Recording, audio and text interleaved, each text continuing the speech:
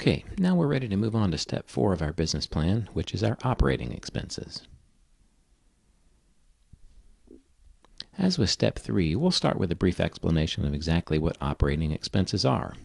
Now, whereas cost of sale represented expenses that we pay each time we have a closing, operating expenses are expenses that we pay regardless of whether we have a closing or not. Examples of those expenses include our cell phone bill, any lead generation expenses, signage, supplies, and whatnot. All of these expenses we pay whether we have closings or not. With our operating expenses, we can choose one of two ways to set up our expense budget. If you've already got a pretty good idea of what you spend per month in operating expenses, you can go ahead and make a monthly estimate now. You can always come back and add more detail later. Or, for more detail, we can go ahead and select the Set Up My Expense Budget Now option and go ahead and enter a full chart of accounts based set of expenses.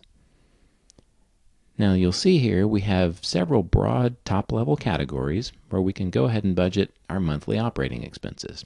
For example, in our automobile category, we might enter $250.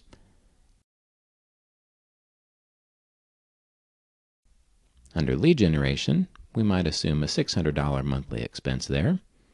Phone, fax, and internet, we might enter an amount of $85. And in technology, let's go ahead and enter $150.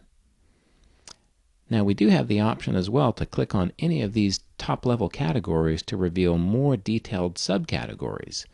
So for example, if under lead generation we'd like to get a little bit more detailed with our assumptions, we have more categories available to us. We can utilize some or all of these categories, and you'll notice that by entering dollar amounts into each of these subcategories, the entire dollar amount rolls up into the top-level category.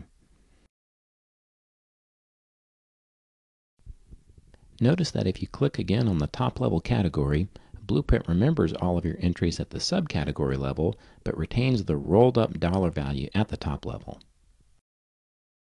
Once we're satisfied that we've got all of our monthly budget amounts properly entered, we'll go ahead and hit Save and Continue and move on to Step 5.